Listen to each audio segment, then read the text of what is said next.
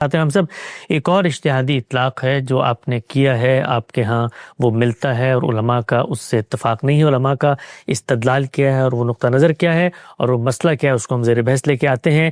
کسی شخص کی وفات ہو جائے تو اس کا بیٹا اس کی میراث میں حقدار بنتا ہے، لیکن اگر وہ موجود نہ ہو تو کیا پوتے کو بھی دادا کی وراثت دی جائے گی یا نہیں دی جائے گی؟ اس معاملے میں غامدی صاحب کی رائے یہ ہے کہ پوتا دادا کی وراثت کا حقدار ہوتا ہے۔ غام صاحب کے دلائل کیا ہیں ان سے ہم جانیں گے، لیکن علماء کی جو تنقید ہے اس کا خلاصہ غام صاحب میں آپ کی خدمت پر رکھ دیتا ہوں۔ علماء کا یہ کہنا ہے کہ ہمارے اصول فقہ میں یہ قاعدہ بیان ہوتا ہے کہ المقرب یمنع الابد، قریبی رشتہ دار چچا ہو تو وہ پوتے کو ریپلیس نہیں کر سکتا۔ گویا اگر بیٹا نہیں ہے تو مال چچا کی طرف جائے گا، پوتے کی طرف نہیں جائے گا۔ دوسری چیز یہ کہ قرآن نے پوتے کو مستقل وارث جب خود نہیں بنایا تو پھر ہم کیسے بنا سکتے ہیں؟ تیسری چیز یہ ہے کہ وراثت سچویشنل نہیں ہوتی، بیٹی کی جگہ کہ اس کے بیٹے کو مل جائے۔ اصول فقہ کا ایک قاعدہ ہے کہ جس کا جو مقررہ حصہ ہے وہ اسی تک رکے گا، اس سے آگے نہیں بڑھ سکتا۔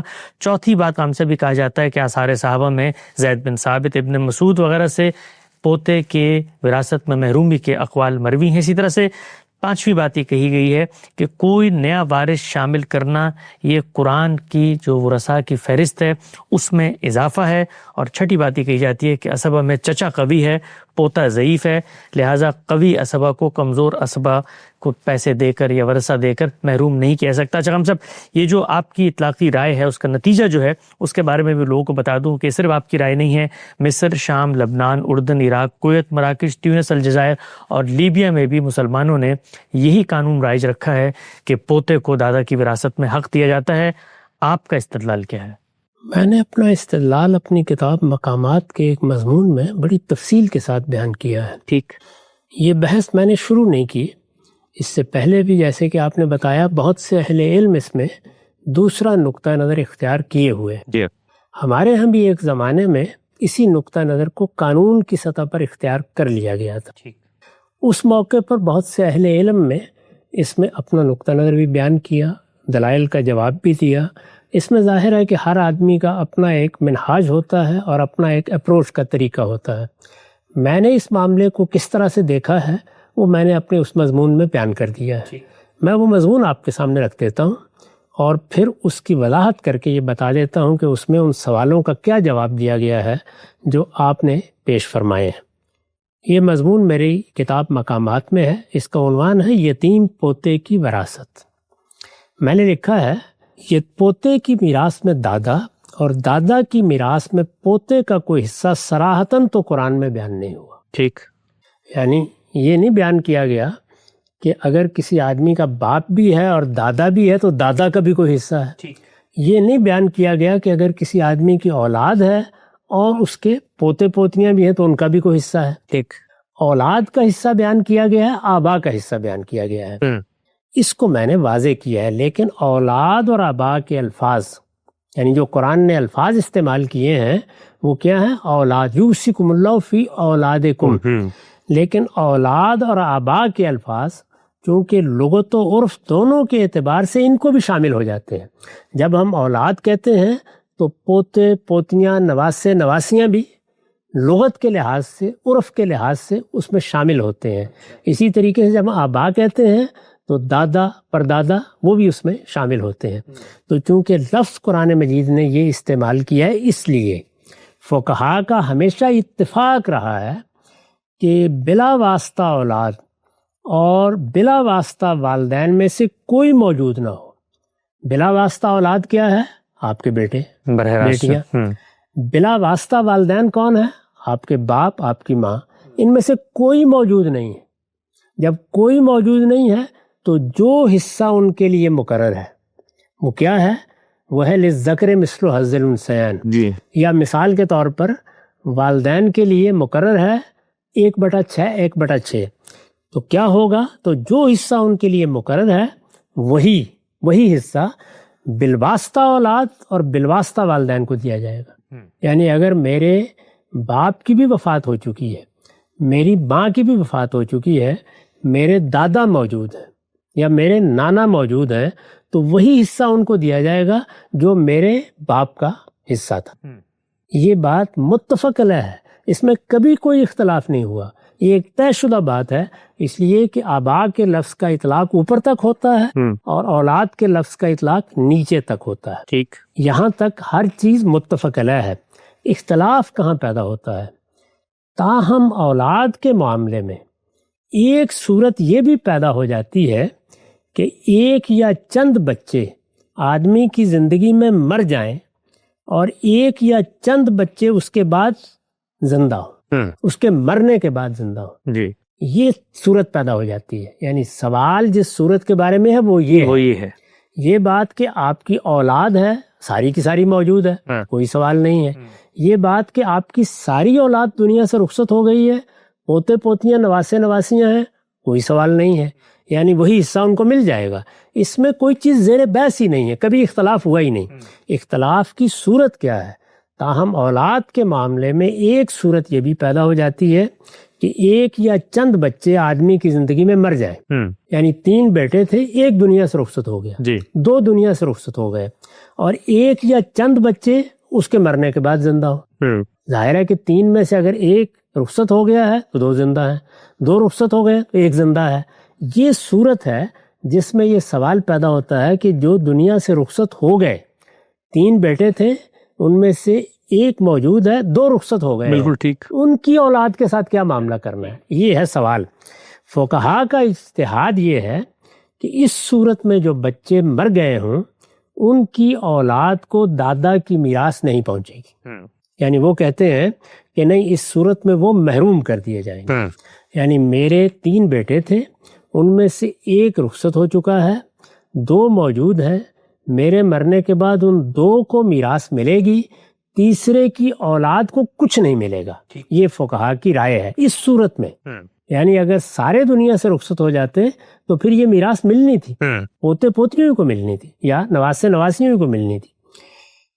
فقہا کا اجتہاد یہ ہے کہ اس صورت میں جو بچے مر گئے ہوں ان کی اولاد کو دادا کی میراث نہیں پہنچے گی، اپنے چچاؤں کے ہوتے ہوئے وہ اس سے محروم کر دیے جائیں گے. یعنی جو دوسرے بھائی موجود ہیں وہ میراث لیں گے، جو دنیا سے رخصت ہو چکا ہے اس کی اولاد محروم ہوگی، الا یہ کہ دادا ان کے حق میں وصیت کرے.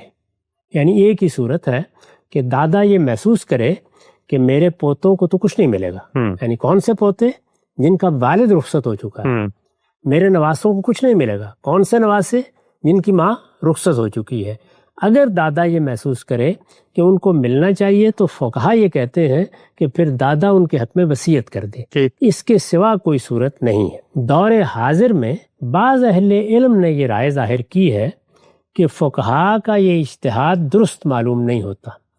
یہ بات تو واضح ہو گئی کہ یہ اجتہاد ہے. میں نے پہلا جملہ کیا لکھا تھا؟ پوتے کی میراث میں دادا اور دادا کی میراث میں پوتے کا کوئی حصہ صراحتاً تو قرآن میں بیان نہیں ہوا. ٹھیک. یعنی اگر قرآن میں بیان ہو جاتا یا قرآن کے فہم میں اختلاف ہو رہا ہوتا تو نوعیت اور ہوتی. اب یہ اجتہادی معاملہ ہے. دور حاضر میں بعض اہل علم نے یہ رائے ظاہر کی ہے کہ فقہا کا یہ اجتہاد درست معلوم نہیں ہوتا. پوتا بمنزلہ اولاد ہے. یعنی اللہ تعالیٰ نے یوصیکم اللہ فی اولادکم فرمایا ہے. پوتا بھی اولاد ہی ہے، پوتا بمنزلہ اولاد ہے. اس لیے بیٹے کی وفات کے بعد اس کو وہ حصہ ملنا چاہیے جو اس کا باپ زندہ ہوتا تو اسے ملتا. ٹھیک. یہ دور حاضر میں بعض اہل علم کی رائے ہے. اس کا مطلب یہ ہے کہ وہ فقہا کے اس اجتہاد سے اختلاف کر رہے ہیں. جی. ہمارے نزدیک یہی رائے صحیح ہے. میں اس رائے کو درست سمجھتا ہوں. یعنی جو رائے بعض اہل علم نے اس زمانے میں قائم کی ہے، اس رائے کے مطابق بہت سے ملکوں میں قانون بھی بنا دیا گیا ہے جن کا نام بھی آپ نے پڑھ کے سنا دیا ہے. میں اس رائے کو صحیح سمجھتا ہوں. ہمارے نزدیک یہی رائے صحیح ہے.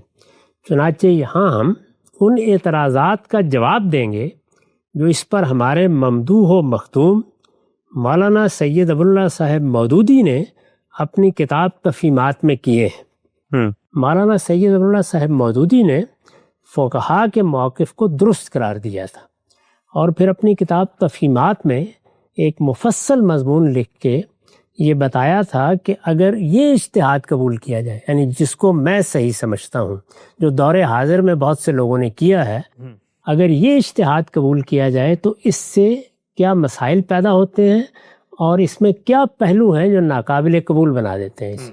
انہوں نے اس پر اعتراضات کیے تھے، وہ اعتراضات میں نے نقل کیے ہیں، اعتراضات درج ذیل ہیں۔ آپ نے جو چیزیں بیان کی ہیں وہ بھی کم و بیش وہی ہیں، اس میں فقہائی کا موقف بیان کیا گیا ہے، یعنی ایسا نہیں ہے کہ قرآن میں نفی ہو رہی ہے، کسی حدیث میں نفی ہو رہی ہے، صحابہ کے بعض فتاویٰ ہیں اور فقہا کی آراء ہیں۔ اعتراضات درج ذیل ہیں۔ نمبر 1، قرآن کی روح سے جس شخص کو بھی میراث کا کوئی حصہ ملتا ہے، یہ اعتراض ہے، یعنی اس اجتہاد پر اعتراض، جس رائے کو میں صحیح سمجھتا ہوں اس پر اعتراض ہے۔ قرآن کی روح سے جس شخص کو بھی میراث کا کوئی حصہ ملتا ہے، خود میت کا اقرب ہونے کی حیثیت سے ملتا ہے، یعنی اللہ تعالیٰ نے جو حصے بیان کیے ہیں ان کی علت خود بیان فرمائی ہے، وہ اقرب و نفل ہونے کی بنیاد پر ہے۔ اس وجہ سے رشتے میں اقربی کو حصہ ملے گا، اگر میرے والدین ہیں تو ان کو ملے گا، میری اولاد ہے تو اس کو ملے گا، اولاد نہیں ہے بہن بھائی ہیں تو ان کو ملے گا، میری بیوی کو ملے گا، میں عورت ہوں تو میرے شوہر کو ملے گا، یہ سب اقرب ہے، یعنی ان کے درمیان کوئی حائل نہیں ہے۔ قرآن کی روح سے جس شخص کو بھی میراث کا کوئی حصہ ملتا ہے، خود میت کا اقرب ہونے کی حیثیت سے ملتا ہے، کسی دوسرے اقرب کے قائم مقام کی حیثیت سے نہیں ملتا۔ یعنی قرآن نے جتنے حصے بیان کیے ہیں وہ بالکل درست ہے، وہ اقرب ہونے کی بنیاد پر ہے، اس بنیاد پر نہیں ہے کہ اچھا بیوی نہیں ہے تو بیوی کا کوئی قریبی ہے اس کو دے دیا جائے، یا بیوی کی جگہ کوئی آ گیا ہے تو اس کو دے دیا جائے، یا اگر بیوی کو حصہ ملتا تو اس کی ماں کو بھی مل جاتا اسے دے دیا جائے، تو اقرب ہی کو دیا گیا ہے، یہ بالکل درست بات ہے۔ مولانا سید ابو اللہ صاحب مودودی اعتراض کرتے ہیں، چنانچہ دادا کی میراث سے یتیم پوتے کو حصہ دینے کی یہ تجویز قائم مقامی کا ایک بالکل غلط نظریہ اسلام کے قانون میراث میں داخل کر دیتی ہے۔ یعنی وہ یہ کہہ رہے ہیں کہ اس کا مطلب یہ ہے کہ ہم نے پوتے کو مرنے والے کا قائم مقام بنایا، اور اگر یہاں بنایا تو ہر جگہ بنانا پڑے گا، تو ہر جگہ بنانا پڑے گا۔ چنانچہ دادا کی میراث سے یتیم پوتے کو حصہ دینے کی یہ تجویز قائم مقامی کا ایک بالکل غلط نظریہ اسلام کے قانون میراث میں داخل کر دیتی ہے، جس کا قرآن میں کوئی ثبوت نہیں ہے۔ قرآن مجید نے تو سب حصے اقرب رشتہ داروں کے بیان کیے ہیں۔ اس پر مزید یہ کہ قائم مقامی کو بطور اصول تسلیم کر لینے کے بعد یہ اس کو اولاد کی اولاد تک محدود رکھتی ہے، یعنی یہاں جو لوگ اجتہاد کر رہے ہیں وہ کہتے ہیں بس اولاد کے معاملے میں یہ کریں گے، بیوی کے معاملے میں نہیں کریں گے۔ انہوں نے قائم مقامی کا اصول مان لیا تو اصول تو پھر ہر جگہ جائے گا، اس کے حق میں بھی کوئی معقول دلیل پیش نہیں کی جا سکتی، یہ مولوی صاحب کہتے ہیں۔ یہ مولانا سید ابو اللہ صاحب مودودی نے پہلے اعتراض کی تقریر فرمائی ہے، میں نے اس کا خلاصہ کر دیا۔ دوسرا اعتراض، قرآن کی روح سے میراث انہی لوگوں کا حصہ ہے جو مورث کی وفات کے وقت زندہ موجود ہو، یعنی قرآن نے جب حصہ بیان کیا ہے تو انہی لوگوں کو وہ حصہ دیا جائے گا، مرنے والا جس وقت مرا اس وقت وہ زندہ تھے۔ قرآن کی روح سے میراث انہی لوگوں کا حصہ ہے جو مورث کی وفات کے وقت زندہ موجود ہو، مگر یہ تجویز ان لوگوں کو بھی میراث میں حصے دار بنا دیتی ہے جو اس کی زندگی میں وفات پا چکے ہیں۔ یعنی آپ نے اگر یہ قاعدہ مان لیا کہ مرنے والے بیٹے کا حصہ ہے تو پھر مرنے والی بیوی کا بھی حصہ دیں گے، مرنے والے شوہر کا بھی حصہ دیں گے، قرآن مجید میں تو اس کی کوئی گنجائش نہیں ہے۔ تو انہوں نے دوسرا اعتراض یہ کیا ہے کہ اس میں جو قاعدہ اختیار کیا گیا ہے وہ اس پورے مقدمے ہی کو ختم کر دیتا ہے، یعنی وہاں تو اللہ تعالیٰ نے یہ کیا ہے کہ جو لوگ زندہ موجود ہیں ان کو حصہ مل جائے گا، یہ تو نہیں ہے کہ دادا وفات پا چکا ہے، دادے کا بھی حصہ ہوا کرتا تھا اب اس کو دینا ہے یا اس کے کسی وارث کو دینا ہے، تو یہ اصول تو تسلیم نہیں کیا گیا۔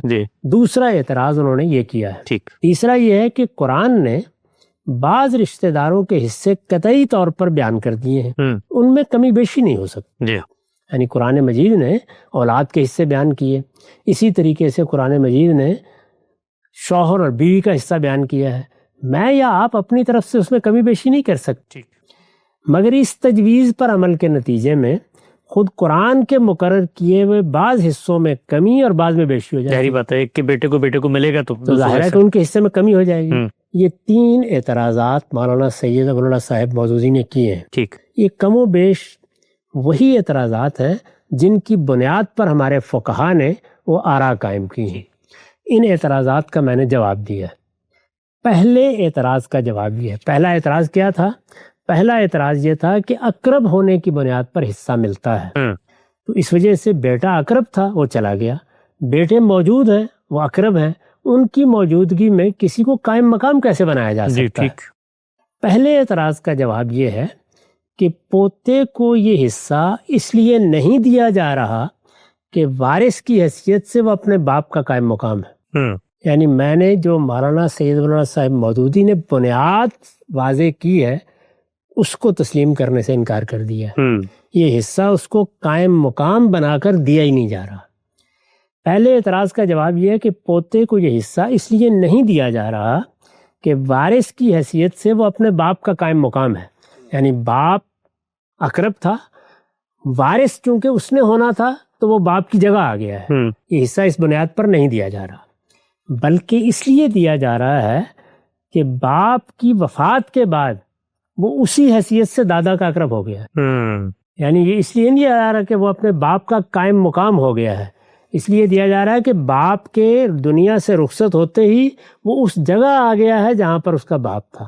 تو جیسے باپ کی موجودگی میں باپ اقرب تھا، اس کی عدم موجودگی میں پوتا اقرب۔ اچھا، تو یہ اقرب ہونے ہی کی بنیاد پر نہ کہ قائم مقام دیا جا رہا ہے، نہ کہ قائم مقام، ٹھیک، بلکہ اس لیے دیا جا رہا ہے کہ باپ کی وفات کے بعد وہ اسی حیثیت سے دادا کا اقرب ہو گیا ہے جس حیثیت سے اس کا باپ اقرب تھا۔ چنانچہ اس لحاظ سے باپ کا قائم مقام ہے، یعنی اقرب ہونے میں قائم مقام ہے، ٹھیک، نہ کہ وارث ہونے میں قائم مقام۔ ٹھیک ٹھیک، چنانچہ اس لحاظ سے باپ کا قائم مقام ہے۔ اس کا باپ زندہ تھا تو اولاد کے رشتے میں اپنے باپ کے لیے وہی اقرب تھا۔ اب وہ دنیا میں نہیں رہا تو اس کی جگہ پوتا اقرب ہے، ٹھیک، اور اسی بنا پر میراث میں حصے کا حقدار ہے۔ ٹھیک، باپ کی زندگی میں بھی وہ دادا کے لیے بمنزلہ اولاد تھا، اور اس کے مرنے کے بعد بھی بمنزلہ اولاد ہے۔ یعنی وہ اولاد تو پہلے بھی تھا، اولاد وہ اب بھی ہے۔ مرنے کے بعد جو فرق پڑا ہے وہ یہی ہے کہ دادا کا اقرب ہونے میں بھی باپ کا قائم مقام ہوگا۔ ٹھیک ٹھیک ٹھیک، سمجھ آ گیا۔ یعنی وہ اولاد تو پہلے بھی تھا، وہ اقرب ہونے میں اس جگہ چلا گیا ہے جہاں پہلے اس کا باپ تھا۔ ٹھیک، یعنی وہ اب اقرب ہے، براہ راست اقرب ہے، نہ کہ کسی اور کی وجہ سے اقرب ہے۔ مرنے کے بعد جو فرق پڑا ہے وہ یہی ہے کہ دادا کا اقرب ہونے میں بھی باپ کا قائم مقام ہو گیا ہے۔ یہ اس معنی میں قائم مقامی نہیں ہے جس معنی میں مولانا اسے سمجھ رہے ہیں، یہ میت کا اقرب ہونے میں قائم مقامی ہے، جو خود مولانا کے بیان کے مطابق اسلامی قانون میراث کی بنیاد ہے۔ اقرب ہونا انہوں نے بھی یہی بیان کیا ہے، قرآن نے بھی یہی بیان کیا ہے، یہ اسی کو سمجھنے میں غلطی ہو رہی ہے۔ میت کی اولاد میں نیچے تک کوئی نہ ہو تو بہن بھائی اسی حیثیت سے اولاد کے قائم مقام ہو جاتے ہیں۔ جی ہاں، یعنی جب ہم کہتے ہیں بہن بھائی تو اس کا مطلب ہے نیچے تک اولاد میں کوئی نہیں ہے، جب کوئی نہیں ہے تو وہ قائم مقام ہو جائیں گے، اور قرآن کی روح سے اسی طریقے کے مطابق اور ٹھیک وہی حصہ پاتے ہیں جو اولاد کی موجودگی میں اس کے لیے مقرر ہے۔ بالکل ٹھیک ہے، یعنی خود اللہ تعالیٰ نے بتا دیا کہ جب کوئی نہیں رہا تو بہن بھائیوں کی طرف اب اللہ تعالیٰ لائے ہیں، خود لائے ہیں بہن بھائیوں کو، اور ان کو اقرب ہونے کی وجہ سے ان کی جگہ کھڑا کر دیا ہے، وہ بھی اقرب ہونے کی وجہ سے ان کی جگہ کھڑے ہوئے ہیں۔ یعنی اگر اولاد نہیں رہی تو پھر اب بہن بھائی ہی اقرب ہیں۔ اس قائم مقامی کے لیے سورہ نساء کی آخری آیت نص قطعی ہے۔ قرآن مجید نے سورہ نساء کی آخری آیت میں بہن بھائیوں کے حصے بیان کیے ہیں، وہ نص قطعی ہے، وہ بتا رہی ہے کہ اس نوعیت کی قائم مقامی تو ہوگی، اسے اولاد کی اولاد تک محدود رکھنے کی وجہ یہ ہے، یعنی کیوں یہ بات باقیوں کے بارے میں نہیں مانی جا رہی، اسے اولاد کی اولاد تک محدود رکھنے کی وجہ یہ ہے کہ بیوی یا شوہر کے مر جانے کے بعد ان کا کوئی وارث کسی بھی درجے میں بیوی یا شوہر نہیں ہو جاتا کہ اسے میت کا اقرب ہونے میں ان کا قائم مقام قرار دیا جائے۔ ٹھیک، یعنی میرا پوتا میرے بیٹے کے دنیا سے رخصت ہوتے ہی اقرب ہو جاتا ہے، اور وہ اس کی موجودگی میں بھی میرا بیٹا تھا، یعنی اس کا جو رشتہ ہے وہ قائم تھا۔ بیوی کے رخصت ہونے میں کوئی دوسری عورت یا مرد بیوی کی جگہ یعنی ساس جو ہے وہ نہیں لے سکتی، وہ نہیں جگہ لے سکتی۔ جی ہاں، ہم یہ نہیں کہتے کہ یہ بھی بمنزلہ بیوی ہے، ہاں بالکل ٹھیک ہے، جبکہ پوتا بمنزلہ اولاد ہوتا ہے، تو بالکل۔ اس وجہ سے اس کو وہاں تک محدود رکھنے کی وجہ یہ ہے کہ اولاد کے لفظ میں وہ شامل ہے، اسی طرح آبا کے لفظ میں اوپر کے رشتے شامل ہیں۔ یہ پہلے اعتراض کا جواب ہے۔ دوسرے اعتراض کا جواب یہ ہے کہ پوتے کو جو حصہ دیا جا رہا ہے وہ باپ کا حصہ نہیں ہے، جو وارث کی حیثیت سے اس کے بیٹے کو دیا جا رہا ہے۔ یعنی یہ یوں نہیں کہ ہم یہ کہہ رہے ہیں کہ پوتے کو اس کے باپ کا حصہ دے دیا جائے کیونکہ وہ اس کا وارث ہے، یہ نہیں کہہ رہے ہیں، بلکہ خود اسی کا حصہ ہے۔ یعنی بیٹے کے بعد پوتا اب خود حصے دار ہو گیا، بلکہ خود اسی کا حصہ ہے، جو اس لیے دیا جا رہا ہے کہ باپ کی وفات کے بعد وہ اس کی جگہ پر اور اسی حیثیت سے داتا کا اقرب ہو گیا۔ ٹھیک، بالکل ٹھیک۔ یعنی وہ خود حصے کا مستحق ہو گیا ہے، اس کو اب حصہ ملنا چاہیے کیونکہ وہ اس کی جگہ آ گیا ہے، اس لیے نہیں کہ اس کا وارث ہے، جی، اس لیے کہ اقرب ہونے میں اس نے وہ جگہ لے لی، بالکل ٹھیک، جگہ خالی ہوئی تھی، اس جگہ آ گیا ہے۔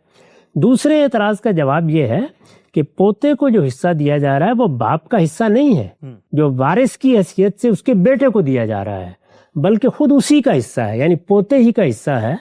اس لیے دیا جا رہا ہے کہ باپ کی وفات کے بعد وہ اس کی جگہ پر اور اسی حیثیت سے دادا کا اقرب ہو گیا ہے۔ گویا اللہ تعالیٰ نے جو فرمایا تھا یوصیکم اللہ فی اولادکم، وہ اس میں شامل ہو گیا اس جگہ آ کے۔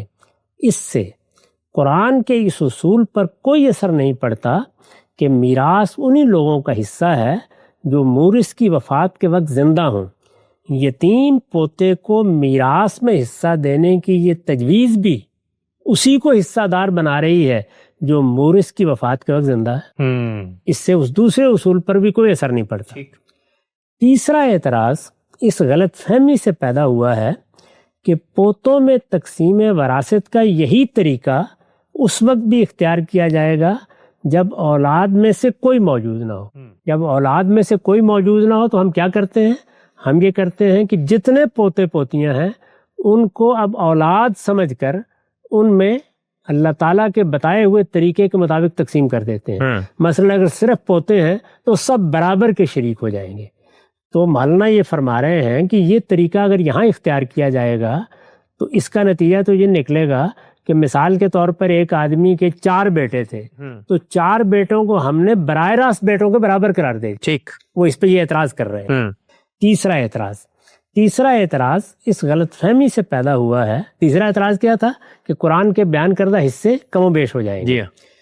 اس غلط فہمی سے پیدا ہوا ہے کہ پوتوں میں تقسیم وراثت کا یہی طریقہ اس وقت بھی اختیار کیا جائے گا جب اولاد میں سے کوئی موجود نہ ہو۔ مولانا نے ایک مثال سے اس کی وضاحت فرمائی ہے۔ وہ لکھتے ہیں فرض کیجئے کہ ایک شخص کے 2 ہی لڑکے تھے اور دونوں اس کی زندگی میں وفات پا گئے۔ ایک لڑکا اپنے پیچھے 4 بچے چھوڑ کر مرا، دوسرا لڑکا صرف 1 بچہ چھوڑ کر مرا، یعنی اولاد میں 2 لڑکے تھے، دونوں ہی چلے گئے۔ ایک کے 4 بیٹے ہیں، ایک کا 1 بیٹا ہے۔ ٹھیک، قرآن کی روح سے یہ 5 پوتے حق ولایت میں بالکل برابر ہیں، اس لیے دادا کے ترکے میں سے ان سب کو برابر حصہ ملنا چاہیے۔ یعنی ایک کے 4 بیٹے تھے تو 4 پوتے اور ادھر 1 پوتا، تو یہ 5 ہوں گے جن میں برابر تقسیم کیا جائے گا۔ اس لیے دادا کے ترکے میں ان سب کو برابر حصہ ملنا چاہیے، مگر قائم مقامی کے اصول پر اس کی جائیداد میں سے 8 آنے 1 پوتے کو ملیں گے اور باقی 4 پوتوں کے حصے میں صرف 2 آنے آئیں گے۔ بالکل ٹھیک، یہ انہوں نے اعتراض کیا ہے۔ اس اعتراض کا جواب یہ ہے کہ یہ ضروری نہیں، یعنی جو مولانا فرما رہے ہیں اس کو اس معاملے میں ملحوظ رکھنا ضروری نہیں ہے۔ اس اعتراض کا جواب یہ ہے کہ یہ ضروری نہیں، اس صورت میں وہی طریقہ قائم رکھا جا سکتا ہے جو اس وقت اختیار کیا جاتا ہے، یعنی سب پوتوں کو برابر حصہ دیا جائے۔ اس کی رہنمائی خود قرآن کے اندر موجود ہے۔ اس نے ایک وارث کو دوسرے وارثوں کی موجودگی میں ایک طریقے سے اور عدم موجودگی میں دوسرے طریقے سے حصہ دینے کی ہدایت فرمائی ہے۔ یعنی اگر سب چلے گئے تو برابر مل جائے گا، اگر سب نہیں گئے، کوئی ایک بیٹا رخصت ہو گیا، 2 رخصت ہو گئے، تو ان کی اولاد کے لیے لازم نہیں ہے کہ انہیں ان کے چچاؤں کے برابر قرار دے کر برابر تقسیم کیا جائے. ٹھیک، یہ ضروری نہیں ہے. اس کی میں نے دلیل کیا دی ہے؟ اس لیے کہ خود قرآن نے مختلف صورتوں میں ایک ہی معاملے میں 2 طریقے اختیار کر لیے ہیں. اس کی رہنمائی خود قرآن کے اندر موجود ہے. اس نے ایک وارث کو دوسرے وارثوں کی موجودگی میں ایک طریقے سے، ایک وارث کو دوسرے وارثوں کی موجودگی میں ایک طریقے سے، اور عدم موجودگی میں دوسرے طریقے سے حصہ دینے کی ہدایت فرمائی ہے. چنانچہ اولاد موجود ہو تو والدین میں سے ہر ایک کا حصہ 1/6 ہے. اولاد موجود نہ ہو اور بھائی بہن ہوں تو ان کا حصہ یہی رہے گا. لیکن میت کے وارث صرف والدین ہوں تو ماں کا حصہ 1/3 اور باپ کا 2/3. ٹھیک، یہی صورت کلالہ رشتہ داروں کی ہے. ان میں سے کسی کو وارث بنا دیا جائے اور اس کا ایک بھائی یا ایک بہن ہو تو ان میں سے ہر ایک کا حصہ 1/6 ہے. لیکن بھائی بہن ایک سے زیادہ ہوں تو سب 1/3 میں شریک ہوں گے. اب دیکھیے ایک ہی صورتحال ہے. بھائی بہن ایک سے زیادہ ہو گئے تو سب 1/3 میں شریک ہو گئے، اور اگر ایک ہے تو 1/6 مل جائے گا. لیکن بھائی بہن ایک سے زیادہ ہوں تو سب 1/3 میں شریک ہوں گے اور انہیں برابر حصہ ملے گا. چنانچہ یہ ضروری نہیں ہے کہ پوتوں کے لیے دونوں صورتوں میں ایک ہی طریقے پر اصرار کیا جائے. یہ سراسر ایک اجتہادی معاملہ ہے. اس میں جو طریقہ بھی اختیار کیا جائے اسے قرآن کے مقرر کردہ اصول و ضوابط کے مطابق اور ہر حال میں قرینِ قیاس ہونا چاہیے. ٹھیک. چنانچہ جو تجویز کی جا رہی ہے وہ یہ ہے کہ حصہ دیتے وقت اس کے باپ کو معیار بنا لیا جائے. جو حصہ اس کے باپ کو ملنا تھا وہی صورت میں اس کو دے دیا جائے. ٹھیک. تو یہ تجویز ہے اور یہ اس کے دلائل ہیں. اعتراضات کا میں نے تفصیل سے جواب دے دیا ہے. یہ وجہ ترجیح ہے. اس میں ظاہر اجتہادی اطلاق پر گفتگو ہو رہی ہے. اس میں جو ترجیح کے اسباب ہوں وہ بیان کر دیے جاتے ہیں، جو اعتراضات ہوں ان کا جواب دے دیا جاتا ہے. یہ فیصلہ پھر لوگوں کو کرنا ہوتا ہے کہ ان کا کس چیز پر اطمینان ہے. ٹھیک ہے صاحب. یتیم پوتے کو دادا کی وراثت میں سے حصہ ملے گا. فقہا کا جو اعتراض ہے اس پر غامدی صاحب کا نقطہ نظر کیا. مولانا سید ابوالعلا صاحب مودودی علیہ رحمہ کی تحریر کے پس منظر میں تفصیلی طور پہ آپ نے بتا دیا. ہم صاحب آپ کا نقطہ نظر واضح ہو گیا، مقابل کا نقطہ نظر واضح ہو گیا. ایک چیز جس پہ میں چاہتا ہوں آپ سے توضیح طلب کروں وہ آخری مثال ہے جو آپ نے مولانا مودودی کی یہاں پہ ذکر کی کہ اگر کوئی شخص وفات پاتا ہے اور اس کی نیچے جو اولاد موجود تھی وہ نہیں ہے اور آگے ان کے بچے موجود ہیں تو ایک کا ایک بیٹا ہے اور دوسرے کے 4 بیٹے ہیں، تو اس صورت میں مولانا مودودی اعتراض کرتے ہیں کہ پھر اس صورت میں تو جو باپ کا حصہ تھا وہ آگے ملے گا تو ایک پوتے کو زیادہ مل جائے گا اور دوسرے بیٹے کے جو بچے ہیں ان کو کم ملے گا. تو سوال یہ ہے کہ آپ کے اصول کے مطابق جب پوتا اپنے باپ کے مرنے کے بعد اقرب بن چکا ہے اور اب جو باپ کا حصہ ہے وہ اس کو مل رہا ہے تو اس پر عقلی اعتراض پیدا ہونے کی گنجائش کیوں رہ گئی کہ اگر ان 4 پوتوں کو کم پیسے ملیں گے تو جو ان کے باپ کا حصہ بنتا تھا وہ چاروں اب باپ کے چونکہ اقرب بن چکے ہیں تو باپ کا حصہ ان کو منتقل ہو گیا.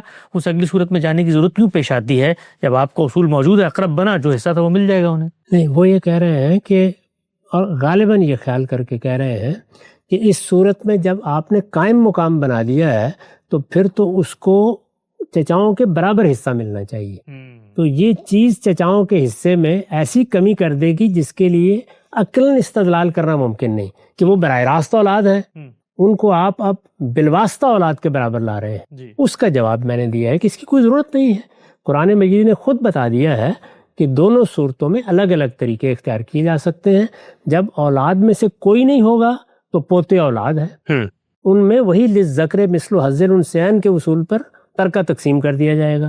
جب کوئی ایک دنیا سے رخصت ہو گیا ہے تو ان کو چچاؤں کے برابر نہیں قرار دیا جائے گا. یعنی یہ نہیں ہے کہ 2 بیٹے ہیں اور 8 پوتے ہیں تو اب یہ 10 بیٹے سمجھ لیے جائیں گے، یہ نہیں کیا جائے گا. ان کو ان کے باپ ہی کا حصہ ملے گا. اس لیے جو حصہ ان کے باپ کی موجودگی میں باقی بھائیوں کو ملنا تھا وہی حصہ ان کے بھائیوں کو ملے گا. اس میں کوئی کمی نہیں ہوگی، اس میں کوئی بیشی نہیں ہوگی. جب وہی حصہ ملے گا تو وہ اعتراض ختم ہو جاتا ہے جو مولانا نے کیا. ان کا نقطہ نظر یہ تھا کہ پھر جب آپ برابر لا رہے ہیں تو برابر لانے کی صورت میں تو ان کو حصہ بھی وہی ملنا چاہیے. نہیں، ہم اقرب قرار دے رہے ہیں حصے کی تعین کسی دوسرے معیار پر بھی ہو سکتی ہے، اور وہ قرآن مجید نے کی ہے مختلف صورتوں میں، اسی کو سامنے رکھ کر یہ طریقہ اختیار کر لینا چاہیے۔ نقطہ نظر بالکل واضح ہو گیا ہے۔ آج ہم نے غامض سے مزید 2 اجتہادی اطلاقات پر گفتگو کی، رمضان کے روزوں کو مؤخر کرنا اور یتیم پوتے کی وراثت دادا کے ترکے میں سے، اس پر کیا آراء ہیں۔ اس کے بعد کچھ اور اجتہادی اطلاقات بھی انہیں زیر بحث لائیں گے۔ وقت یہاں پہ ختم ہوتا ہے، دوبارہ حاضر خدمت ہوں گے، اب تک آپ کے بہت شکریہ۔